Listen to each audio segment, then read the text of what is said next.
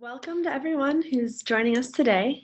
My name is Ileana, and today we are presenting about data. And the topic is dig into data and how to inform instruction with reports, data visualizations. We live at a very exciting time where we're able to do a lot with data and really inform instruction and learn a lot about the students we work with through numbers. A note on that is that we can get all this data very easily, but a really important part of that is knowing how to use it. So I'm excited because we will be able to focus on how teachers on the ground are using this data to help with instruction and help with student progress. So I'm just going to move on. Everyone can hear me again, right? If anyone's having issues, okay, let me just write, everyone can hear me. That way, if someone can't hear me, they can see in the chat that they should be able to hear me. Okay. And then, yeah, so anyway, that's me. I work here at Edulastic. My role is to help connect you with the resources that Edulastic has to offer so that you can really maximize Edulastic in your classroom. And I just, again, want to direct everyone to the chat. Make sure it's on everyone, so you're speaking to everyone. I see a couple people who are on all panelists. So make sure that's at everyone so you can continue the chat there. We want this to be a pretty conversational presentation. We want everyone to get something out of it and to be able to share their experiences too. So feel free to talk in the chat or type in Q&A if you have any questions that come up for me or any of the panelists here today. Oh, there we go. I want to start out by finding out who's in the audience. So we're going to launch a poll. Do you have access to the poll over there, Leslie? Oh, I'm joined here by my colleague, Leslie Tyler, you might have talked to before. Hi. Let me see. Poll. I'm sure I must. Poll. There it is. So I just so Leslie's going to launch the poll. And this will just help us get an idea of where you're at and if you've used Edulastic and what you know.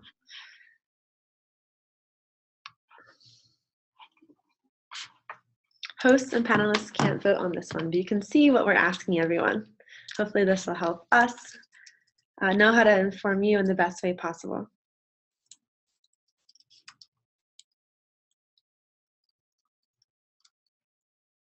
And we'll just let it sit there for a minute or two. See how are the answers. Okay, it looks like most people have responded. If you want to add any details to your poll response, feel free to put it in the chat. Okay, so let's close the poll.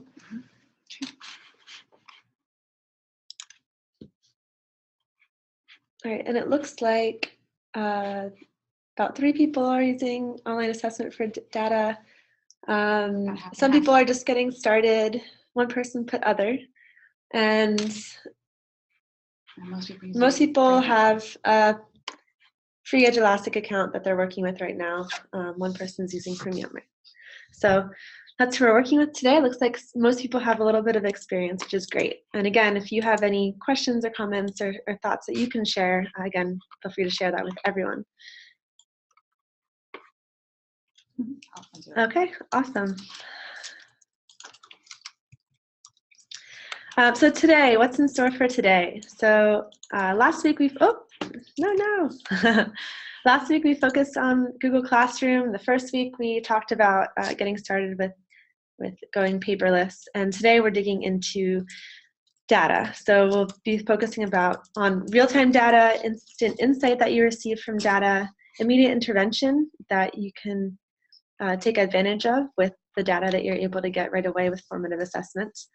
We'll talk about standard mastery tracking, understanding baseline results, and the real-world applications of using data. A lot of things that focus on the modern-day classroom. So I just want to go into first, when you're starting your first online assessment, sometimes you feel excited or scared or like, who knows, the world might collapse, or it's just, you're pressing this big red button. We've seen a lot of teachers who've said, oh, I'm nervous, I'm gonna mess something up, or is there anyone else who has experience with this? Because, something's bound to go wrong, but really it's not so bad. this is what it looks like when you first press go on an assessment.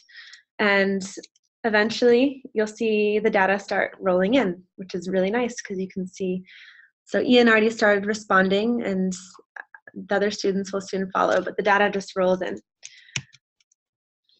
So this also is the view that you'll see in your free Edulastic account, and you'll have, we'll go into more details on this later, but you'll see that you have each of the student profiles down there, and you can see at a glance who was able to get most of the responses correct and who was struggling a little bit. You can see from those red squares there.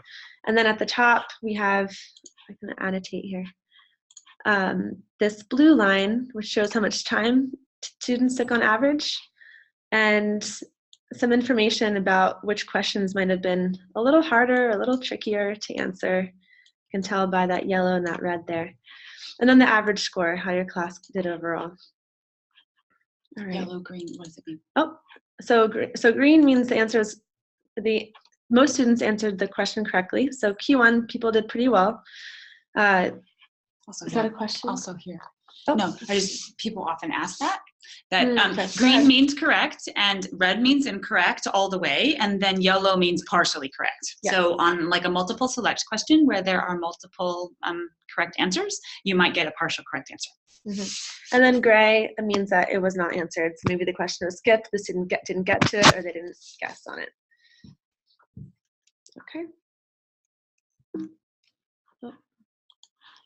These controls. How do I erase these? There we go. Okay. And then when you go, so if you go over to your menu on the side in your free Edulastic account, you'll see the reports section right there. I just circled it in red. And when you go to your reports, you'll open them up and you'll see, oh, jumping ahead, your standards mastery view. This will give you a basic overview of how your students are doing according to different standards. So you can see the standards are all listed in this row here. And you can check out the average score. So the average score for 6GA1 was 0.9. So about 90% of students got that correct. This allows you to identify which areas students might need a little more support in. For example, down here, for these bottom two standards, questions 7 and 8, students might need, you might need to direct your instruction on that a little more. Looks like this one might fall in that bucket as well. And that will help you moving forward know maybe what to focus your next instructional period on, and maybe to test students a little more and make sure that they're able to master those concepts. Okay.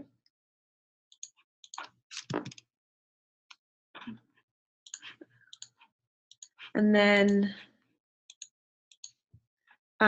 in your mastery report, you'll see the amount of standards that were mastered and the amount that were assessed. And from there, this is kind of your dashboard on being able to work with, being able to see where each student is at. So here we can see that Ian Fleming, or maybe let's look at the class average real quick. The class average shows that right here, class average. Right. This is cumulative. This is cumulative. For the whole year. Yes, important to note. This is cumulative views, and we're looking at class average here. So out of the 8 questions that students have answered, most students got 7.44 correct. And you can see moving down how many questions students answered. And it might be different for different students based on what they're taking and which assessments they're part of, or what you assign to them as well. And then you can look, if you have different classes, you can, or different grades different standards for different grades, you can switch that here. If you have different subjects you're teaching or different subjects that you provided assessments for, you can look there. Oh. And then, yeah, so this is the score, and then the last one is mastery. You can toggle between the two in this corner right here, you can see. And then look at percentage as well. All right, that's the basic overview. I'm going to hand this over now to our educator presenters. So let me go to the next page.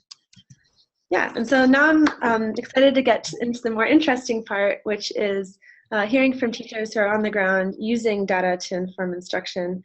We have Dina Morrison, Jan Long, Betty Scola, and Susan Sharpler, and they are teachers from across the country, and they're excited to share with you. We're going to start with Dina, and Dina's just going to introduce herself and then dive right into it. All right. Hello, I am Dina Morzine. I have been teaching elementary school for 17 years, and I have pretty consistently been using Edulastic for the last 2 years. And I joined onto their team this year. So I'm excited to share with you a little bit about how we use Edulastic in our building. Excellent. All right, next. All right, so this is a standards-based test that my partner and I made in our PLC. So we have PLCs, our professional learning communities here, and I'm, like I said, a 5th grade teacher. So my partners and I got together and we went through the 5th grade standards and made a test that covered the majority of 5th grade standards so that we could give this test 3 times a year. We give it at the beginning, the middle, and the end.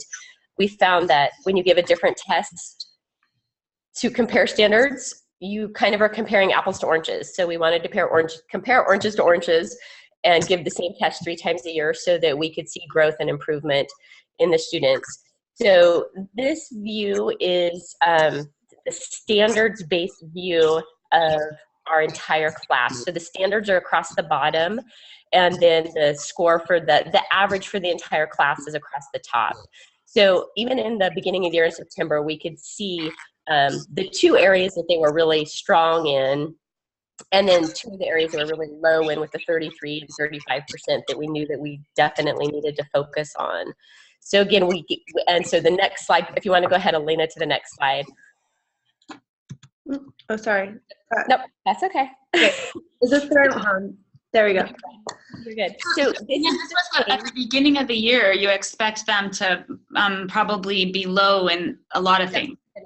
Yeah, those higher scores we were surprised by, so we knew we could spend less time on them. But definitely at the beginning of the year, we expect them to be in the 30% because they haven't been taught any of the 5th grade standards. So, but we could definitely see the areas we needed to cover. So this is the same test, but this is a different view of it.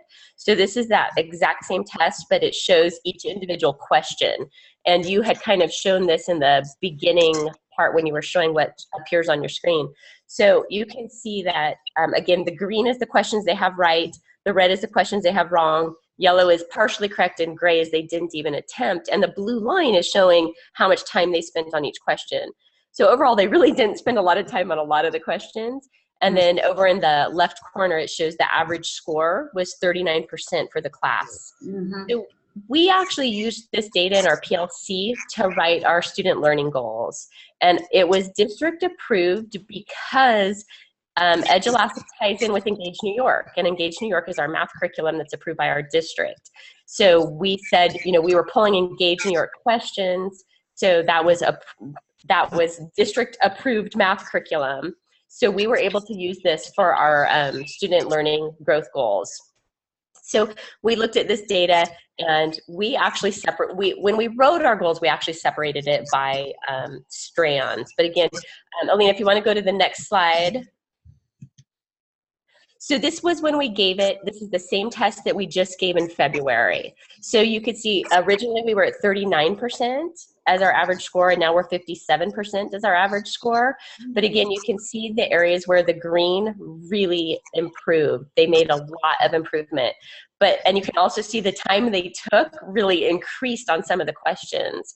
So if you're looking at question 8, there's a lot of misunderstanding there, and they spend a lot of time on it. And same with question 15. There's a lot, they spend a lot of time on that. So I want to go back and look at those questions. But also question 11. Question 11, almost everybody got partially correct. So I know that I need to go back in and see what specific standards those 3 questions were addressing. So I think you can go ahead and go to the next one. All right, and again, this is a different view. So this is this year, and it's all the tests that I've given throughout the year. So I don't know why, but that first test that's 0%, that was our beginning of the year test. And I don't know why I'm showing no data on that. And I can play with that to figure it out. But so then I have my module 1 test, mid-unit test, my module 1 end-of-unit test, my module 2 mid-unit test. So those are all the different tests that I've given throughout the year. And those are my class averages for each individual test. So again, it's pulling out the average score for each individual test, and down at the bottom, it's pulling out data for strands. So I can see algebra, operations in algebraic thinking is 65%. So again, by looking at that, I know that I really need to focus on geometry. But also in my head as a teacher, I know I haven't taught the geometry unit yet. That comes at the end of the year. So again, it just gives me individual student data, individual test data, and individual strand data. Okay, we can go to the next one. All right, thank you. And this is another report that shows an individual student. And so on the left side, it shows the standard or the strand, and then it describes the standard, but it shows if that specific student has mastered or not mastered it. And the thing that is more valuable in Edulastic than some of the other online assessments is that it tells you how many questions from that strand have been asked. So if the students have only had 6 questions in that strand, then I'm not gonna, I know that they actually need more questions in that strand, but I can use that data and look all the way to the far right of the screen and see that this specific student is scoring lowest, that 62% is the area that they're scoring lowest in, and that I know with this student I would need to do an intervention with that standard. These are all standards that I've taught, so I know that the student should be at 75% or higher. So again, we use this data to plan for RTI, for our interventions, and we use it for our district student learning objectives. So we can individualize all of our data with this. All right, and this is seriously a picture of my kids doing Edulastic. So I had a student teacher last year from one of our local colleges, and he was doing a science unit, and he wanted to know how to assess them at the end. And I said, well, you have to use Edulastic. So he didn't have to, but I said, you need to use Edulastic. And so he created a science test that covered everything that he had taught over this 4-week unit. And it was, the kids loved it. The kids love using Edulastic. And we actually had our newspaper come in to cover this because we were so excited about Edulastic and the data that it gives us and the way that it helps us support our kids. So the news during this test, my student teacher was in there. We had 2 other teachers visiting our classroom to see Edulastic in use, and we had the newspaper in there at the same time. So the kids were really excited about using the Edulastic to take their science test and to and just because it's different than doing it paper pencil, and anytime we can engage the students more, it just is so beneficial. So they really were taking Edulastic and they love it. And I love that I get that instant feedback, the instant data. My student teacher got to look at the specific questions that the students were struggling with, and he was able to reteach it that same afternoon.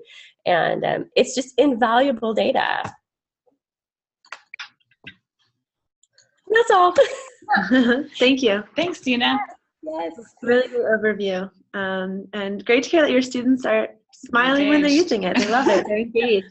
They all, have kids smiling while they're taking tests. Right. I've never heard of that. Yeah. All right.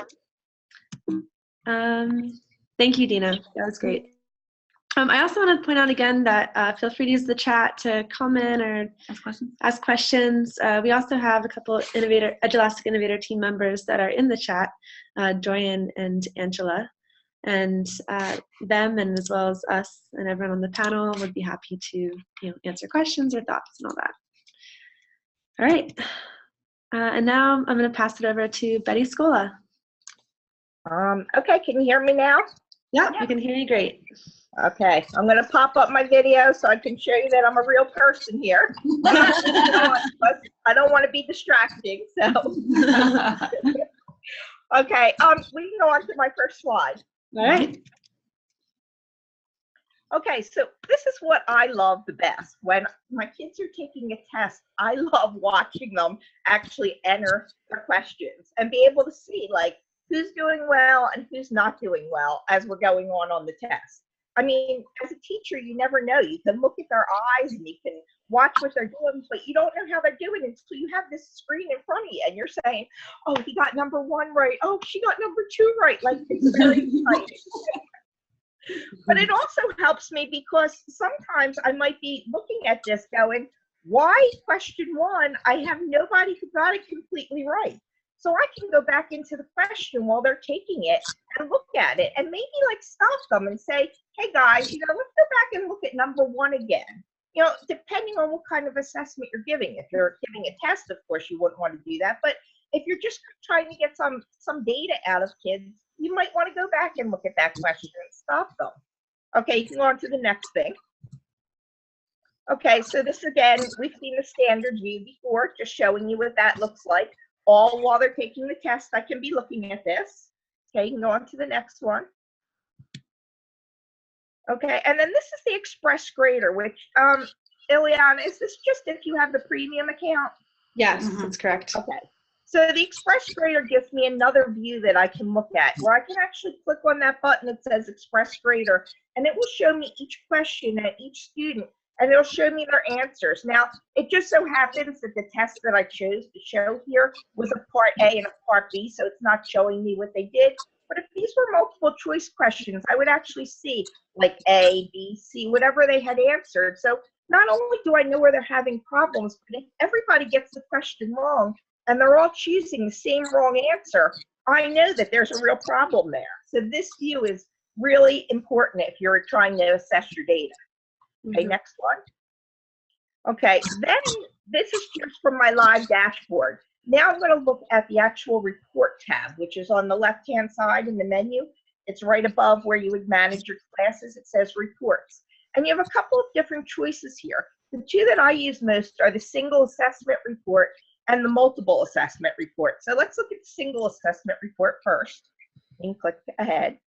This one, because I'm a teacher who teaches more than one of the same subject, I actually have 10 of the same class each week because I'm a technology teacher.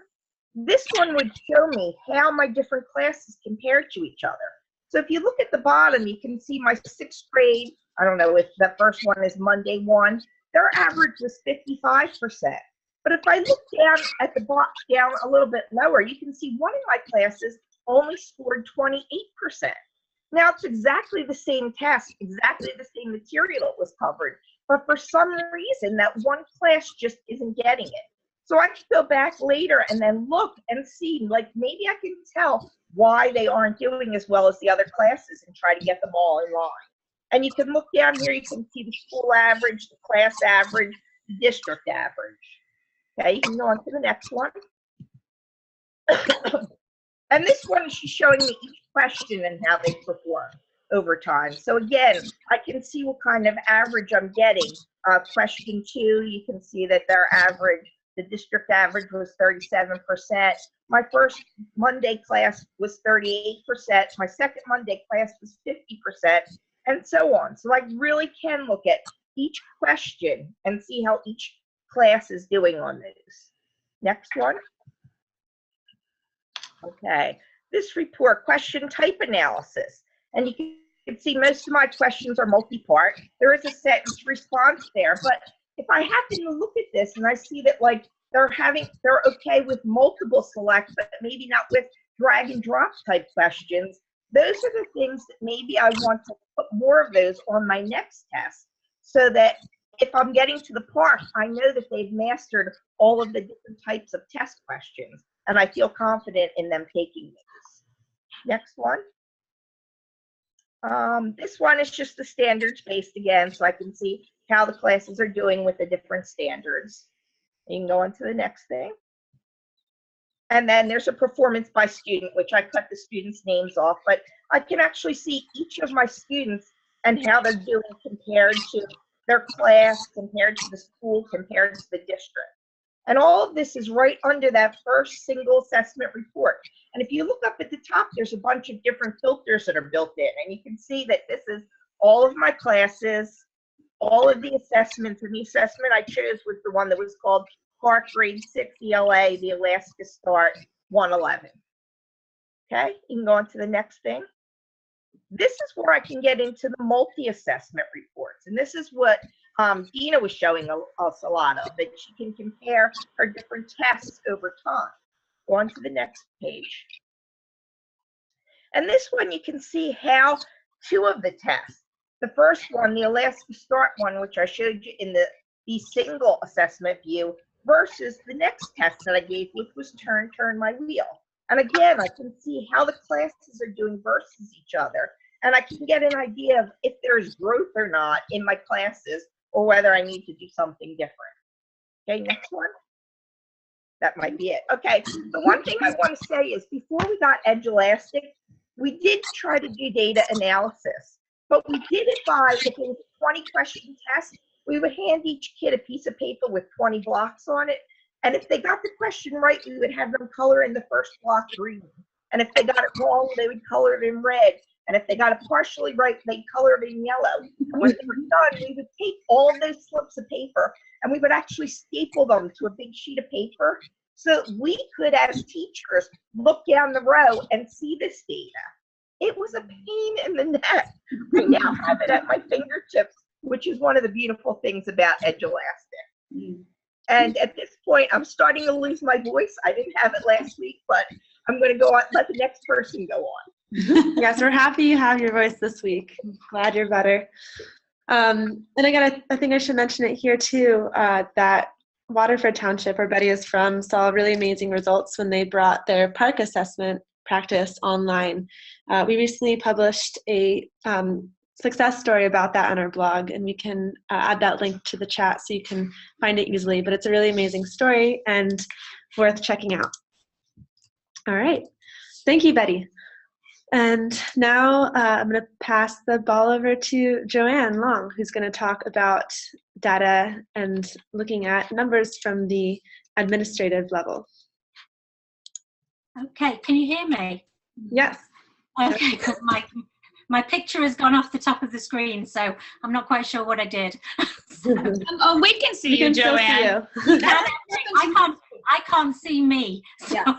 I don't know why. Okay, so I'm the district supervisor in Barnegat, also in New Jersey, and I supervise math and science. So I started using Edulastic probably, I'm going to say about 3 years ago. I think it was right at the start. And just before I go into how we use it at the moment, just to go off something that Betty just said, I have a department of math teachers, and when we gave district assessments, at the end of each assessment, the teachers had to complete an Excel spreadsheet which broke down every question by standard and put in every student's individual score. Now, it was a pain for me to make the spreadsheets, and it was an even bigger pain for them to fill them in. But it was the only way that we could really drill down and see where students were performing well and where we needed intervention. So moving to Edulastic has been phenomenal for all of us. So if you move on to the first slide. Okay, so at the district level, as I said, at the moment I use it in math. We're just starting to transition into science as well. So I expect to see that grow over the next few months. But in math, I use it for district benchmarks, which we give throughout the year. They are cold assessments. Students do not know when they're going to be given a benchmark. There is no prep for them. And those grades do not figure as part of a student's grade book. So they are purely for district purposes to assess where a student is at that point in time. Then we also use it for midterms and final exams, both at the middle and high school level. So these are some of the reports that I can get at from my district account. So I can track single assessments, I can look at multiple assessments over time, I can look at standards mastery, which gives me a really nice snapshot view of individual students in classes not mastering standards that need intervention. So those are probably the three I use predominantly at the moment. So if you move to the next slide. Okay, so this is my class data at the district level. So for this one here, you can see this was my Algebra 2 full benchmark from this year. And it gives a really nice snapshot of information for me. So you can see, and unfortunately it's not like super clear for me, I think the overall was 80% was the overall average score for all students taking Algebra 2. So I had 94 students were graded who took this particular benchmark. There were 28 questions on it, 32 points available. And then at the bottom, where you can see the assessment statistics, it breaks it down even further. So it will give me my minimum, my average, my median, percentiles, both 25 and 75, standard deviation, variance, so number of students who took it, who were absent, and so on and so forth. So I get a lot of information just from this screen. So if you move on to the next screen, so like the teacher version, where you can see question analysis, I too can get question analysis, but this is all my students. So for example, Algebra 1, I have probably close to 200 students who take an Algebra 1 benchmark, so it aggregates all students who took the same benchmark regardless of teacher.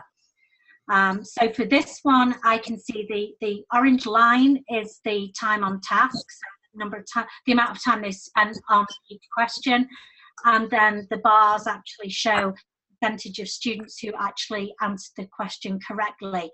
So for this one, you know, my two big standouts clearly are question 1 and question 6, where it looks like students just totally bombed those questions. And then if you look to the bottom underneath, it tells you what standards were addressed. And lo and behold, those two questions address the same standard, or almost. They were both CED. So now I need to go back and look at, have I got any other questions that they didn't master? Was there something wrong with those questions specifically? Was there a reason why they were not answering them correctly? And that's a drill down that I will have during a department meeting with staff. In fact, we just did this yesterday as we looked at data over time to identify specific standards that seem to have been a concern over time. And now we have to decide, how are we addressing those standards in terms of instruction, and what are we going to do before our students take the PARC assessment, which is going to be on us in about another 6 weeks. So if you move to the next slide. So the next slide is a multiple assessment report. So this allows me to track performance over time. So for this one here, you can see in our district there are 2 schools currently using this. It's a middle school and high school. We have over 2,000 students who are currently in the system using it, 254 classes, 49 assessments, but that's sort of everything. We also use this in language arts now as well. But the one I've drilled down to on this example was a grade 7 Common Core math assessment. And over time, I can see, you know, what I'm hoping for is the line is sliding upwards, which it is. If it wasn't, I'd be having some serious concerns. But if you hover over the line, you can see the snapshot on the left. I've hovered over the lower portion of the line, and it gives me a breakdown where that data came from. And then the snapshot on the right, I hovered over the endpoint on the line, and it also gives me the snapshot of where that data came from. So I can see that we are getting growth over time in 7th grade on our common assessments. Then if you move to the next slide. So what do I do with it? As I said, we use Edulastic to administer benchmarks. One of the issues with benchmarks is because they don't factor into student grades, it's sometimes difficult. The data isn't always as useful as we would like because it depends whether the students take them seriously or not. And that's, you know, a conversation that we have frequently, whether this is the right thing to do or not. But we do share the data with, typically we share it in the department. This year we have started to share it with parents. Students have always seen their benchmark data, but now we actually send it home to parents as well. And we're trying to align the scores in Edulastic to how we expect a student to perform on PARC. So we're looking to see how close a correlation we're going to get. It is a source of conversation in my department meetings when I meet once a month with the math teachers, both at the middle and the high school level. And I do also have individual teachers who use it for things like student growth objectives. They'll use it for unit assessments as well. And as I said, we're looking at PARC to see how close we can correlate it. So, you know, based on how a student is performing on our cold assessments in Edulastic, does this indicate what level we expect to see them get in PARC? And moving forward, we're also looking at it in science. So, in fact, I just had a meeting today and we're going to expand into science starting fairly soon. So, and I think that's my last slide. Cool, awesome. Thank you for sharing. That's great. Hey, Joanne, what content do you use? Is it are those cold assessments the ones that you have created? Yes, we make them, but the questions themselves are a bit of a mix. Some of them are our own questions that we craft ourselves. Some of them are taken from the item banks in Edulastic. So, you know, I will sometimes look, type in a specific standard that I'm focusing in on and see what the questions are that are available. So I know we use New Jersey model curriculum questions quite frequently. We use Engage New York questions because they're usually pretty good. PARC release items are in there as well. So there's a whole, I mean, there are so many questions in math. In fact, today I made the same comment that literally there are thousands and thousands of math questions to go at, not so many in science at this point. Yeah, something we're working on. They have to make their own. Yeah, absolutely. Thanks. Okay. That question one did look really tough, have to say. Thank you, Joanne. Okay. Great. So that was a wonderful review of how to use what to expect when you're looking at the data for admins. All right, how do I go? Oh, all right. And now I'm going to pass it over to Susan. Good. Hi. Yep, I'm Susan Lair from Clovis, California, and my job as a technology teacher is to work with the 8 elementary schools that are in my area, and then my 1 junior high. So most of my feeder schools are considered Title I, and and as they feed into the junior high, then of course by a lot of the kids. We identify them to go into their an intervention math class, and of course they're like, hello, I already have 1 math class and now I have to have another one, and I don't really like math anyway. And the kids all think they aren't good at it and all that kind of stuff. So if you want to go to my first slide. I just lost that. Okay, there we go. Yeah, sorry, the second slide. So in the second slide, that's how they feel, and I think that's kind of how we feel too for them. And so, but by going to Edulastic, they've gotten a little more excited about doing some of the testing and stuff, and it does a lot for the teachers. So if you go to my second slide, as part of the frustration too with junior high teachers, at least in my area, is that they don't know their students very well, because as a 7th grade teacher, it's the first year you're getting this student. So you don't have any family history, you don't know that much about them. Also, you might not have them in your regular math class. You might only have them in your intervention class. You don't know how they're doing other than their grades. And there's way too many students to keep track of. When I taught math at the junior high, I had 180 students. So when parents come and say, you know, how's Johnny doing, you know, period 3, you're like, yeah, you know, and so it's really hard to remember all of that stuff. But now with the Edulastic, I can either print a report for the parents, or, you know, and I can look at it, I don't know, it's a lot easier to look at and help the data, and then take that data to a PLC meeting with their regular math teacher. Or if we're doing an intervention, say a student study team or something like that, if I download that and take it to that meeting, it really helps me to explain to the parents, or explain to the child, you know, how they're doing. What is it, the one skill, one standard maybe that we need to identify and help this student with. If you go to my next slide, oh, where's the next slide? Yeah, so, you know, getting students happy about math is kind of a good thing, and giving them the right tools. So if you go to my next slide, then here, because I'm giving the same test to all the intervention students, so I'll have, I don't personally teach the 7 intervention classes, but I oversee them, or I co-teach with the math teacher in intervention. And so we sit there and observe the students taking the assessment in real time. So a lot of junior high students, of course, well, no student wants to be called out, and I can walk over to them and look at what they're doing and talk to them and go, you remember how to do that fraction or that decimal, and encourage them and motivate them to do better, you know, or to work out the problem again. Or, like everyone else has been saying, this is not a good example. It's not showing, well, I guess question 7 or 8, where almost everybody has it wrong. Stop the whole class. Like somebody, I think Betty said that too. You stop the whole class. Hey, everybody, look up here. Remember we did this, or let's look at that. And that's powerful real-time data, and stopping them and redirecting their teaching.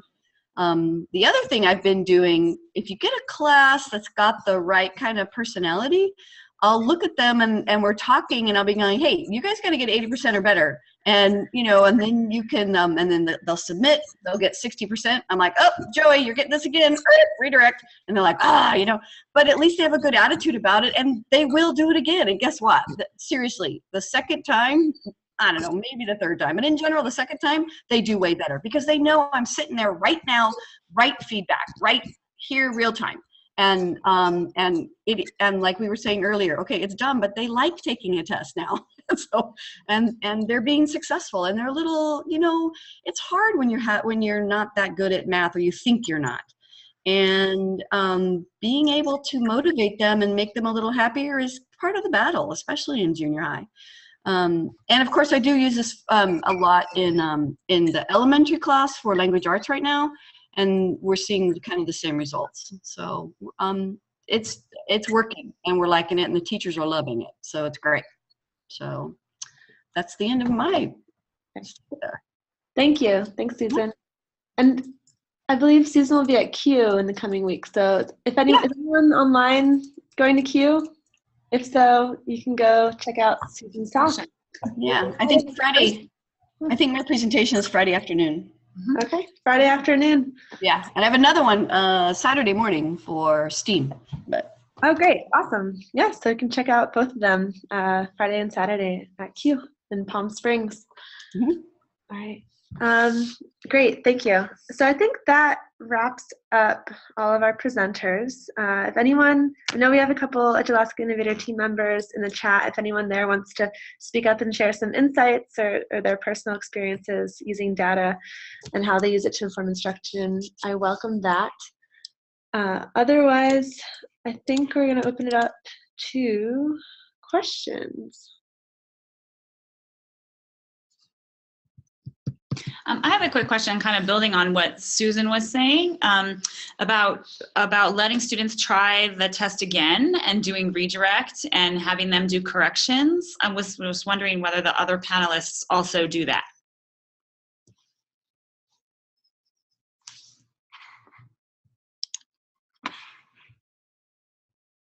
This is Dina. I've done it a couple times, but a couple of my kids, and maybe I'm doing it incorrectly, but I know a lot of times when I redirect, it shows them the correct answer the first time, so they actually just remember the correct answer. It doesn't work very well for you. So, because I have 4 tag kids in my room, and if they miss 1 or 2 questions, they're really upset that they missed 1 or 2 questions. Mm-hmm. And so if I redirect it, they'll actually remember what the correct answer was. That's not that effective. Yeah, So I have redirected it to kids who, are like below 50%.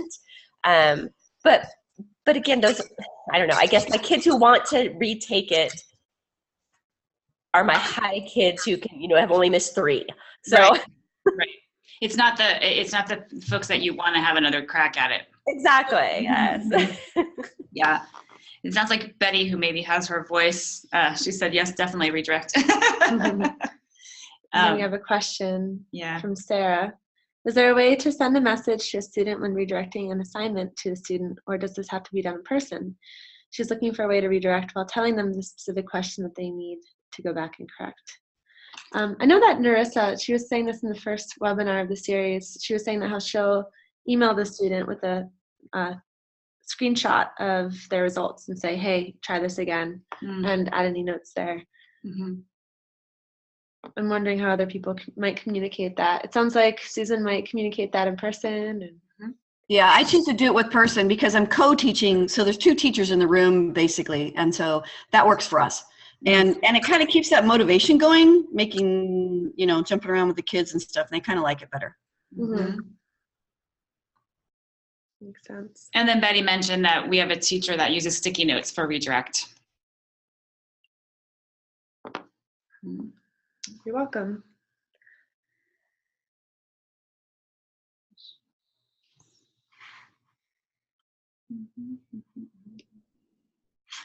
If you choose to, you can also put, if you have a question, you can also put it in the Q&A as well as the chat.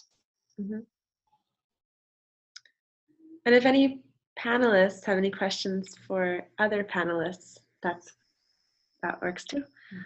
No, I don't have a specific question, but I think just from a district perspective, one of the things that I like and that my departments like is that for a district assessment, which I mean, my teachers create it, but I push it out to them. So the teachers, although they've created their classes, they don't have to assign the test. I push it out, I open the window, I leave it open for a set amount of time.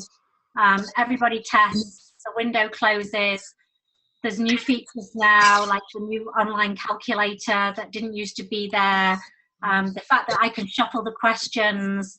So, you know, I can have 100 students in the library all testing simultaneously, and they're all doing different questions at the same time. So, I mean, there's a lot of new neat features that, you know, didn't used to be there that are there now. So, yeah. I think so. Your teachers find it easy just to open the assessment and then close it. I open it for the district.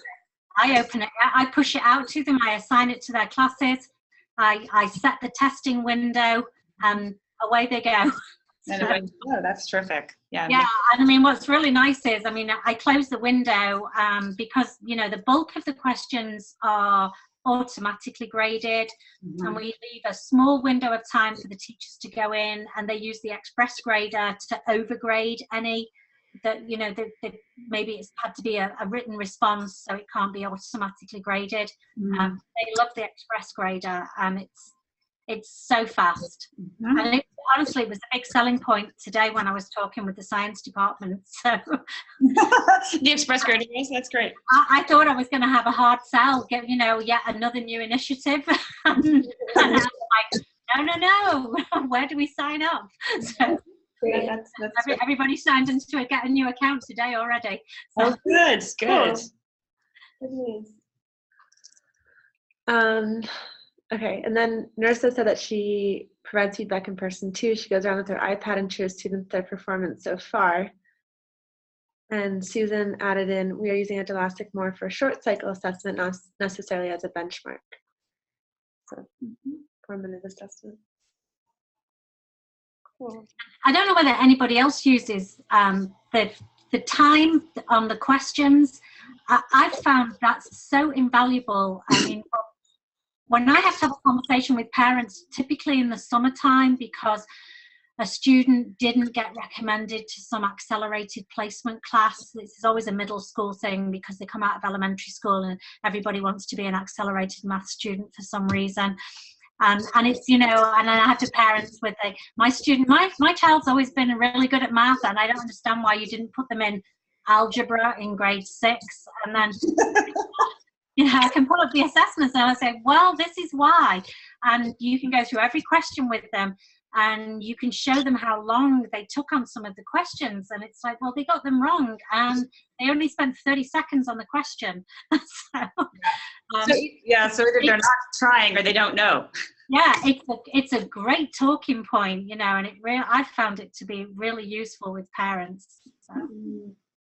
True. Yeah, I heard a radio show with a student in high school, and I think that you guys do this in your district, Joanne, where they were given the incoming high school students an assessment to make sure that the ones that had taken algebra in the 8th grade were going to be able to move on to the next course.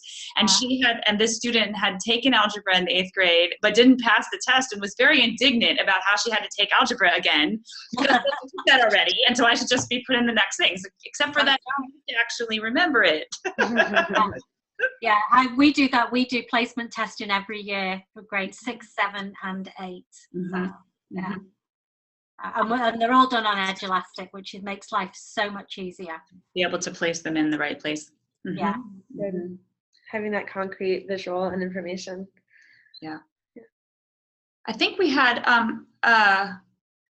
mostly math people on today, kind of accidentally. Dina, you teach ELA as well. Yes. In 5th grade. So how do you find the how do you find the data or use the data differently in ELA from math? Honestly, we're not using the EL a ton right now. We're really using the math weekly. And like I said, we use the science too. And but like I think Joanna said that there's not a ton of science questions. And so we did go in and create our own. But we're kind of still starting small, I guess. I've used Edulastic quite a bit. I'm trying to get the other teachers on board, but I'm really selling it right now with math. So we haven't used the ELA piece a ton yet. Great. I don't know if anyone else in the chat wants to chime in that's used Edulastic for ELA. We have a lot of ELA teachers, which is not today. So Susan says we're using it in elementary. I was just interested, Susan, if you could speak to maybe the differences for the folks on the webinar who are ELA teachers. Oh, yeah. The types of questions are incredible, and the question banks is incredible. And so because I go to 8 different elementaries, they all want something a little bit different, like somebody will want topic sentences, somebody will want spelling, somebody will want the, reading stuff. I'm like, wow. So, it's very interesting to look at how the students are answering questions or how they are typing in their answers.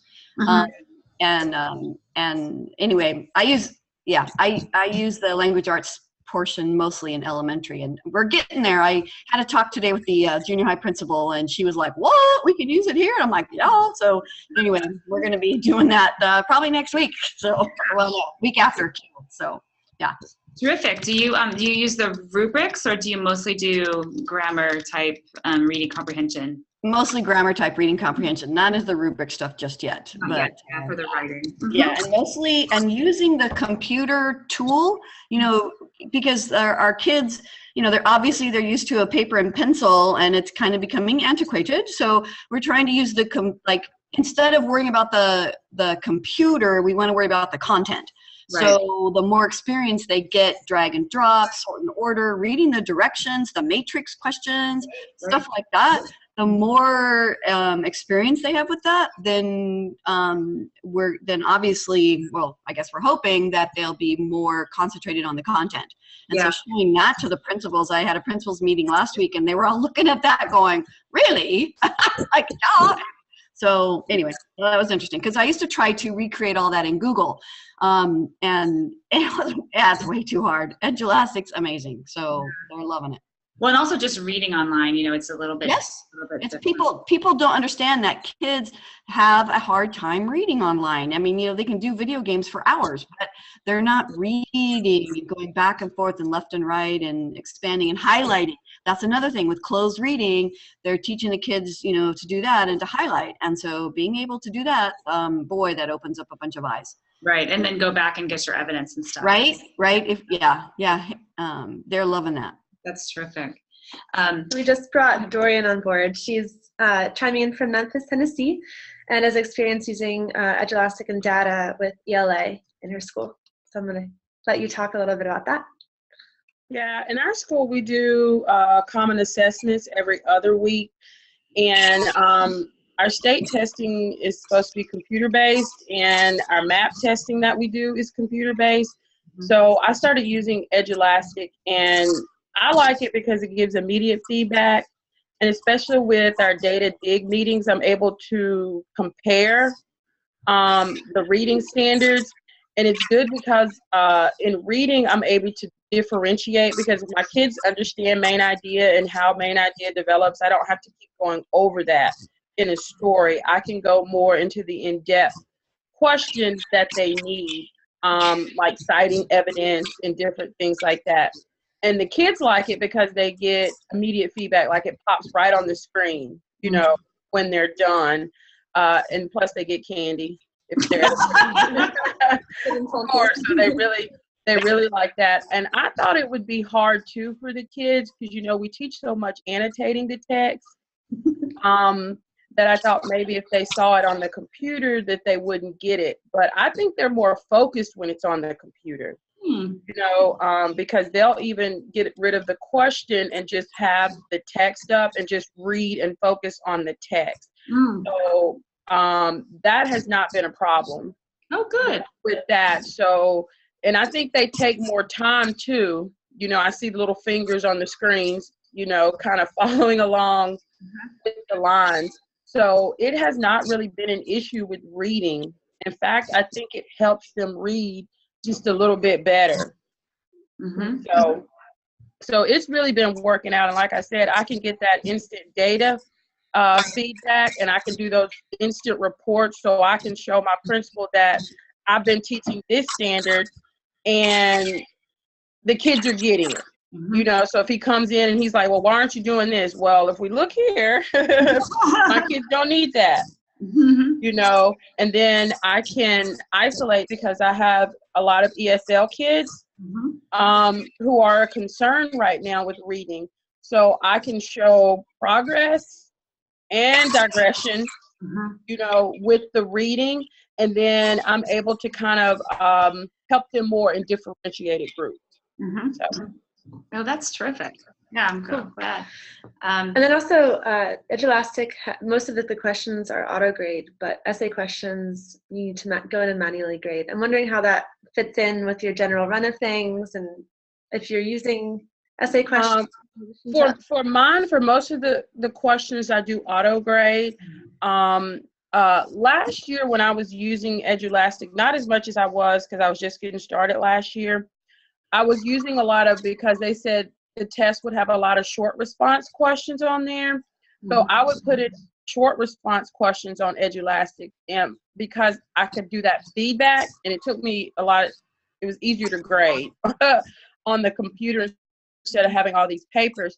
So I would do short responses with the kids, and then because you can type in comments for the thing, and you can say, this is why your points were deducted, and they like that. They like being able to log in and to look at it, and plus they're able to see their writing. Like if we do it over a couple of weeks and they do one every week, then they can see if they're going up in their writing or if they're going down in their writing. And I can say, you know, look at this answer and look at that answer. What's the difference? What's the difference? And then they really can tell. I just wanted to read some of the chat. Let's see. A question about auto-grade in ELA. Yeah. I also want to point out that it is 5 o'clock.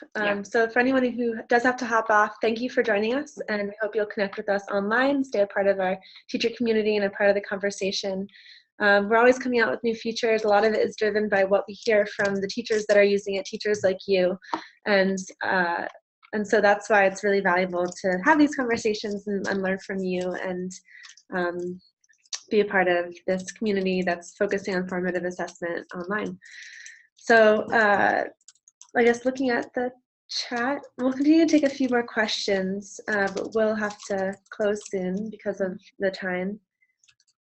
So if anyone has any other questions, let's see what is in here. So I was just going to address Sarah's question. I think Sarah had talked about sometimes the auto grading not working with the drag and drop type question.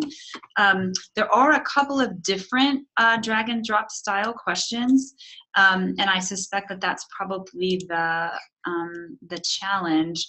If you want to make a drag and drop style question that doesn't have to go in a particular, the student doesn't have to drag the answer into a particular box, but maybe in just in a group, you want to use a classification type question and not drag and drop. And there's a very common confusion between those two question types. Thank you, Susan. Talk to you soon. If you want some more clarification, I can send you some links on those different question types.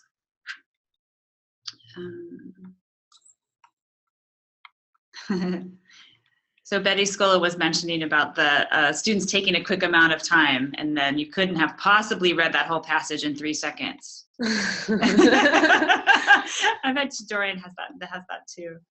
Yeah. Yeah. Okay. Got it.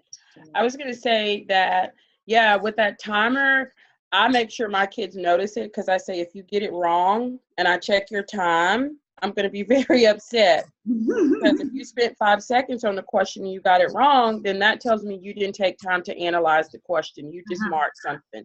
So now the kids know, and like they're looking at the timer and the question to make sure that they're spending enough time on the question, because they know I'm going to go back and look at their time.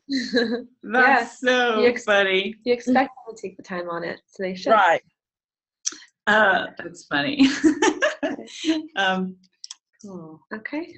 Right. Just. And I think maybe you can respond to that in the chat. Yeah. And I do want to wrap up. I want to thank everyone, all of our panelists, everyone who chimed in on the chat. Thank you so much for joining us, being a part of this presentation, and sharing all the wonderful information, and for all the great examples that were provided from our panelists today of how they're using Edulastic in the classroom to help drive students' success and progress and inform instruction. So many uses today for data in the classroom. We live in a really exciting age, and it's always encouraging to hear these wonderful stories about how it's being used on the ground.